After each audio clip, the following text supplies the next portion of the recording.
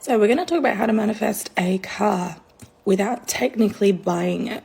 But first I need to preface this with, yes, I look different. I'm wearing my glasses today, and because my prescription is so high, I'm so fucking blind, they make my eyes look really small and my face looks weird, but I'm not going to let it stop me from showing up and talking about the things. We had a call in my program this morning, Manifest Like a Badass, and one of the questions that came up was, how do I manifest this specific car without me buying it? So there's a couple of things we went through. First of all, I shared with her just how many clients of mine have manifested cars that they didn't need to buy. I'm talking, I have had friends win their dream muscle car on a competition that was on their vision board for years, and they won it for free, $130,000 car in a competition. I have had clients being given cars from relatives. I have had clients who have, got an inheritance payout or money like that, and they've got the car. I've had clients win cars in competitions. I've also had clients who put a particular car on their vision board.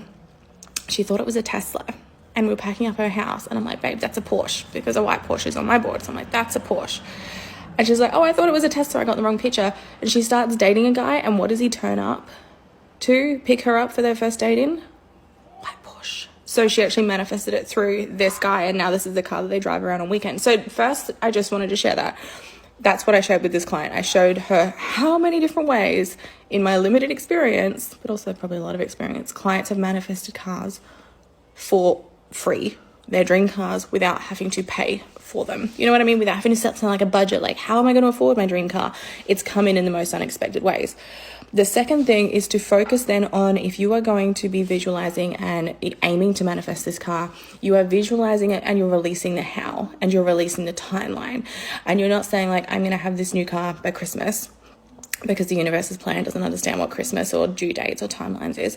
And you're not saying like, I'm going to buy this new car, or I'm going to be able to get finance for this new car. Like, you're really holding on to the vision of the car, of how it feels driving it. You're picturing yourself driving around and your hands on the steering wheel. The vision is so clear that you can smell the fucking new car smell when you hop into it, visually in your head, but you're not attaching how you get it or when you get it to this visualization. And then the third part of this is just like delusional faith. So saying to her, like, okay, so you're so sure the car is there, the visualization, it's on the vision board, you're getting this car, it's done, decided, and locked in. You don't need to worry about how, and you don't need to worry about when.